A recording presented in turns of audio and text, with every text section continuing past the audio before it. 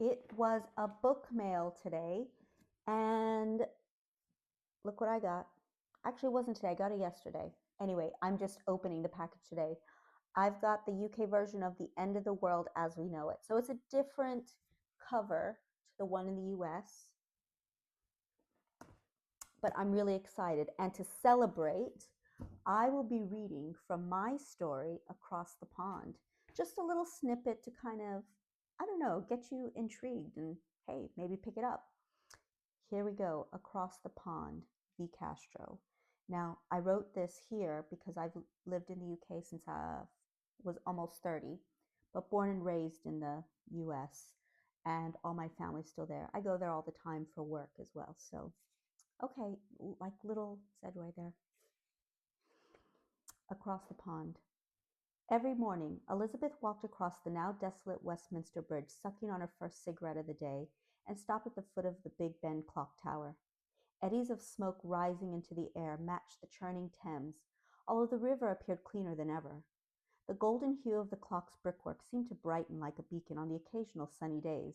It still kept time, which felt like a small miracle.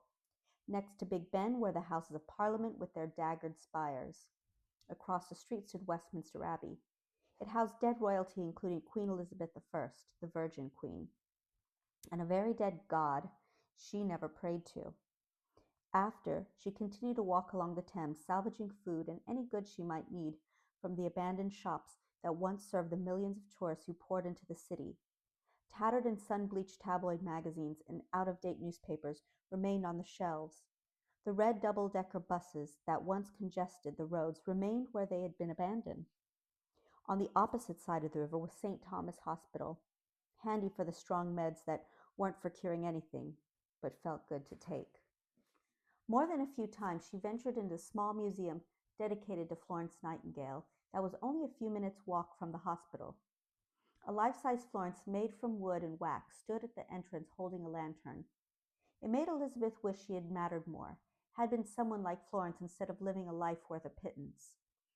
She had been a Year 8 history teacher and utterly forgettable to the impoverished students who couldn't care less about school, considering they could leave at 16 to make money for smokes and cheap cider. The ones who were desperate for love or attention were nice, but most of the others were cruel little gits.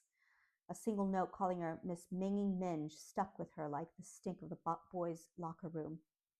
All that was over. Something worse than the bubonic plague had killed them all. Death had visited this place before and come back to nearly finish the job. With nothing to do since the collapse of the world, Elizabeth would spend hours in museums looking at pieces of art that once had been considered priceless, but were now less valuable than toilet paper or batteries. Despite the widespread death, the world of disaster suited her fine.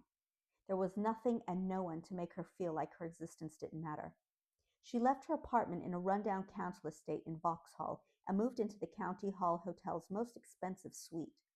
She woke up with a view of the Thames and Westminster Bridge. All the luxuries she didn't have before were for the taking. She could live like a queen in this nightmare if she wanted to.